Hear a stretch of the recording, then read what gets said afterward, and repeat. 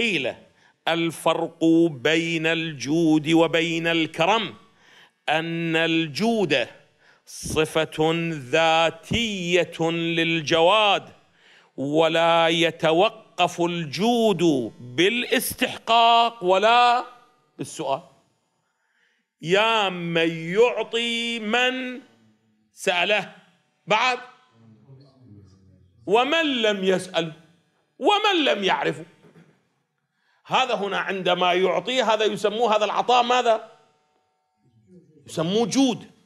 أما إذا وجد سؤال وكان هناك استحقاق فيسمى ماذا؟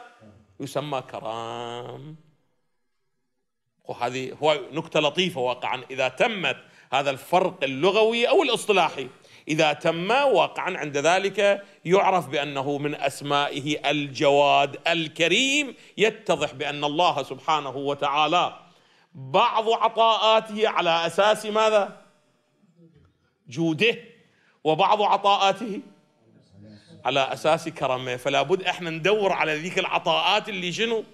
جود. وإلا الكرم هم يريد لها سؤال وقد لا نعرف أن نسأل، وهم يريد لها استحقاق واستعداد وقد لا يوجد لا استحقاق ولا استعداد.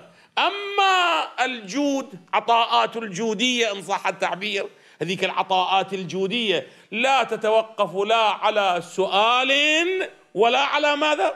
ولا على استحقاق ونحو ذلك. وهذه هواي زينة. لهذا واقعا هسه الآن إذا تمت، ولا أقل من باب التسامح في أدلة السنن، عندما تسألون الله بعد اسألوه من عطاءاته ماذا؟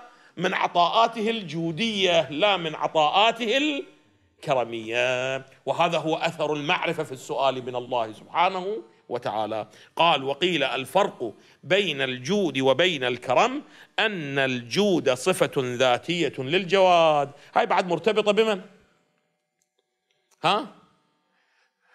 يعني بعبارة أدق العبارة الفرق يصير بيناتهم أن الجود مرتبط بفاعلية الفاعل وبما هو، أما الكرم مرتبط ماذا؟ بقابلية القابل واستحقاقه وسؤاله. فإذا كان السؤال واسعا فالعطاء واسع، إذا كان الاستعداد واسعا عطاء واسع. أما إذا كان ضيقا، اعطيني بيته، اعطيني سيارة، اعطيني ما أدري كذا، اعطيني مقامه، اعطيني جاهه، اعطيني جنة، هذني هو الله سبحانه وتعالى بقدر هذه يعطي. قال ولا يتوقفوا بالاستحقاق ولا بالسؤال، بخلاف الكرم فإنه مسبوق باستحقاق القابل والسؤال ماذا؟ والسؤال من